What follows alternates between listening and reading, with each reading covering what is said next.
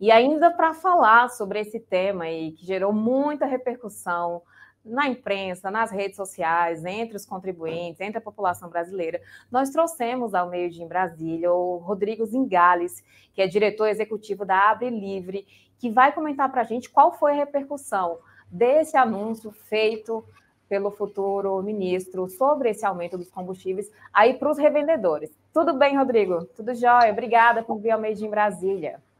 Bom dia, Kis. É um prazer estar aqui com vocês falando sobre tema tão relevante para a nossa população brasileira aí.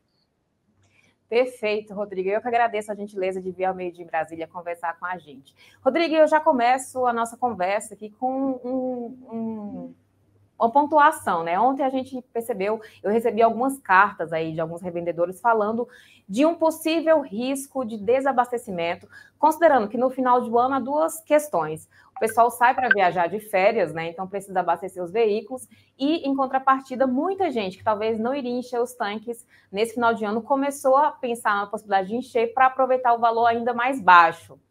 Isso aconteceu de fato, os revendedores já começaram a sentir aí uma procura maior da gasolina ou do diesel para evitar esse possível aumento, né? A população está evitando o aumento, então vai até os postos buscar esse valor mais baixo. Como é que está isso? O revendedor já está sentindo isso na ponta?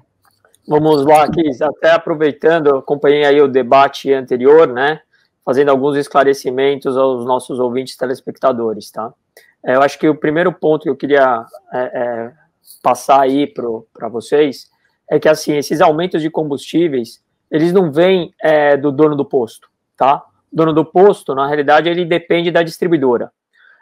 As principais distribuidoras do Brasil, as maiores que a gente conhece aí com as marcas, a partir do final da semana passada, têm encaminhado circulares e comunicados aos seus revendedores bandeirados, informando que nesse final de ano estariam com problemas de abastecimento, com dificuldades de atender a demanda dos postos e consequentemente, para os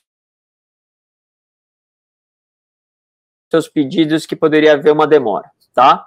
É curioso dizer isso, que, por coincidência, né, esse comunicado veio só esse ano. Os anos anteriores não tivemos esse problema. Então, o aumento de demanda pode ter, sim, e ocorreu realmente, em decorrência dessa possível mudança da regra de tributação discutida anteriormente, né? Ou seja, vai majorar as alíquotas do ICMS, principalmente para a gasolina, porque a maioria dos estados, só para a gente também esclarecer a população, a maioria dos estados já praticava uma alíquota de ICMS para o diesel inferior ao patamar de 17%, 18%, tá? Então, a mudança da lei ocorrida no final de junho, começo de julho, que definiu os bens gasolina, diesel, GNV e GLP como bens essenciais, não afetou, e consequentemente um teto de 18% ou 17% para o ICMS, não afetou consideravelmente o diesel, tá? Só a gasolina. Então, o que acontece os postos hoje estão com dificuldade para ter combustível para fornecer para a população, seja em razão do aumento da demanda, seja principalmente porque está com dificuldade de receber combustível da distribuidora, e como a gente sabe, o posto não pode ir até a Petrobras pegar gasolina e diesel para vender para a população, depende da distribuidora. Então, esse é um alerta que a gente faz à população, é um alerta que a gente faz aos governantes, né, para que também fiscalizem e verifiquem junto às distribuidoras as razões para elas estarem com dificuldade de fornecer combustível aos postos. Pode ser um problema da Petrobras, mas também pode ser um aproveitamento da possibilidade de aumentar a tributação a partir do dia 1º de janeiro, para elas abocanharem alguns centavos a mais ao vender combustível para os postos. Também, para esclarecer, todas as vezes que a Petrobras anunciava aumento de preços, dias que antecederam esses aumentos, os postos tinham dificuldade de receber produtos das distribuidoras, e aí o aumento ocorria, e os postos sempre recebiam aumentos com 3, 4, até 10, 15 centavos maior do que aquele aumento da Petrobras. Então, esse é um ponto importante para a gente esclarecer para todo mundo. Então, perfeito. Só para eu entender, diretor da ABRILIVRE, Rodrigo, essa majoração que já está acontecendo nos estados não diz respeito aos postos em si, e sim, talvez, na distribuição desse combustível. É isso que está acontecendo? Exatamente. Então, se os postos estão pagando mais caro, eles têm que repassar para os consumidores preços mais altos. Então, isso já tem acontecido, a gente tem recebido reclamações, seja por receberem preços mais altos, seja por terem dificuldades de receber combustível das distribuidoras. E aí, consequentemente, como foi dito, uma oferta e demanda acaba havendo um aumento de preço, mas esse aumento de preço, às vezes, pode estar sendo abusado pelas distribuidoras em decorrência dessa perspectiva de aumento da majoração, principalmente do ICMS, a partir de 1º de janeiro, né? Perfeito. E como é que os postos de combustível vão lidar com esse aumento? A gente sabe que o impacto vai realmente para o bolso do contribuinte, né? O contribuinte, no fim das contas, que paga o pato. Mas, de alguma forma, os postos também terão algum prejuízo com esse anúncio feito pelo futuro ministro? Então, essa é uma questão bem interessante. Eu acho que o aumento de combustível, ele prejudica também os postos de gasolina. Por quê? Porque aumentando o preço, a população acaba consumindo menos.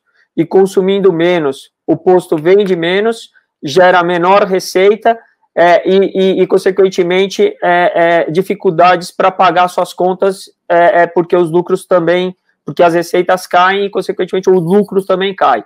Então, assim, o aumento de preço também não é bom para os postos. E é importante também frisar e esclarecer que no mercado de revenda é um mercado muito competitivo. Praticamente em toda a esquina de qualquer cidade do Brasil, a gente tem um posto de gasolina. Então, o dono de posto, ele não tem hoje condição de impor preço no mercado.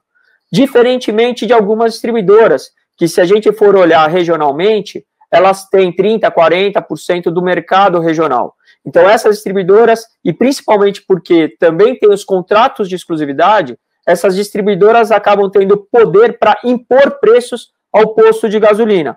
Então, as distribuidoras bandeiradas, por causa dos contratos de exclusividade, os postos somente podem comprar dessas distribuidoras por esses contratos. Então, essas distribuidoras acabam impondo e colocando e praticando o preço que bem entendem para esses postos são obrigados a comprar delas e a pagar o preço definido por elas e, consequentemente, a reverter aumentos até maiores do que deveriam ser para os consumidores. Então, os consumidores são prejudicados, mas o dono do posto também é prejudicado, agora as distribuidoras aumentam seus lucros. Rodrigo, logo no início você citou a questão da fiscalização que os estados precisam fazer para evitar esse tipo de abuso aí em cima do consumidor. Como é que está funcionando isso? Há uma fiscalização já implantada pelos estados? Vocês, enquanto entidade de classe, têm feito esse trabalho para fiscalizar? Ou isso realmente passa sem nenhum tipo de fiscalização e o consumidor, no fim das contas, pagando aí o preço do aumento dessa majoração que é feita pelas próprias distribuidoras? Então, esse é um ponto também importante. Na realidade, sempre que há esses anúncios de aumentos, os PROCONs estaduais vão às ruas fiscalizar os postos de combustíveis. Um ponto importante é que, assim, o posto de combustível, ele tem que comprar combustível, ele compra combustível praticamente todo dia, ou a cada 2 dias ele tem que comprar combustível. Então, o combustível que hoje tem no tanque dele, se ele vender, vou dar um exemplo, a R$5, na segunda-feira ele vai precisar comprar combustível, se tudo acontecer como está sendo previsto, ele vai comprar combustível eventualmente a R$5,80, R$5,70. E ele não tem o capital de giro para incluir esses 70 centavos, tá? Então, como é que ele vai comprar a R$5,70 daqui a 2 dias se ele está vendendo a R$5 hoje? Então, esse é um problema que tem na dinâmica do mercado que precisa ser resolvido. E, normalmente, os PROCONs, eles fiscalizam só os postos e não as distribuidoras. Então, o que a gente vem falando com os PROCONs, falando com a Secretaria Nacional de Defesa do Consumidor fiscalizem os postos, sim, mas entendam qual é a dinâmica do mercado. Mas fiscalizem também e principalmente as distribuidoras, porque hoje as distribuidoras eventualmente estão com seus estoques cheios e estão deixando de vender combustível Para quê? Para poder ganhar, daqui a 2 dias, 3 dias, alguns centavos a mais. E o dono do posto vai pagar mais e, consequentemente, tem que repassar. Então, esse é um ponto importante. Em relação à discussão anterior que vocês tiveram, importante, qual a medida que poderia ser feita hoje para a gente evitar esses aumentos, né? Então, eu vi que o secretário do Pará falou, teve perda de arrecadação, etc. O que acontece nesse nosso mercado é que tem um nível alto de sonegação, tá?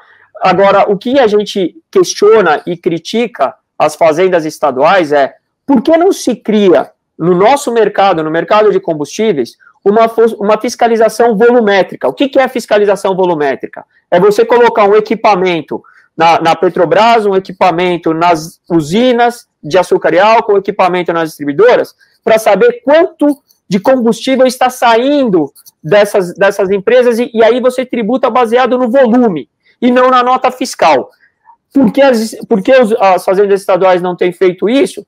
É uma pergunta que eu gostaria também de ter ouvido o secretário do Pará responder. Isso aconteceu, e isso tem no mercado de bebidas, e quando introduziram esse tipo de fiscalização no mercado de bebidas, a sonegação caiu drasticamente. Um outro ponto importante que a gente tem que sinalizar é o seguinte, com a baixa do preço dos combustíveis, né, decorrente da lei editada em junho e que passou a viger a partir de julho, o que aconteceu? Mesmo a sonegação caiu. Por que a sonegação caiu? Porque aquelas barrigas de aluguel acabaram não tendo tanto preço competitivo para baixar para poder vender mais. Então, consequentemente, um preço mais baixo, tributação mais baixa, também é um fator para reduzir a sonegação. Então, acho que são 2 fatores. Você tem uma perda de arrecadação com a alíquota mais baixa, mas também você tem menor sonegação e você tem outros mecanismos que você consegue manter uma alíquota mais baixa para aumentar a sua receita através de fiscalização adequada e correta desse setor.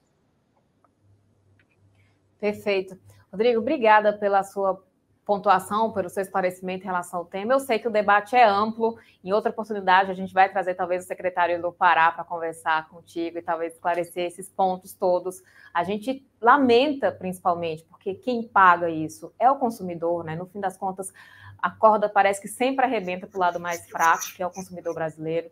Mas a gente espera que outras medidas sejam adotadas para evitar que o consumidor pague aí esse ônus desses reajustes e talvez até dessa questão da distribuidora que tem agido aí, pelo visto, de má fé.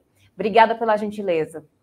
Eu que agradeço e estou à disposição para debater esse assunto e outros relacionados ao nosso setor. Um grande abraço e um feliz 2023 a todos. Feliz ano novo. Obrigada pela gentileza.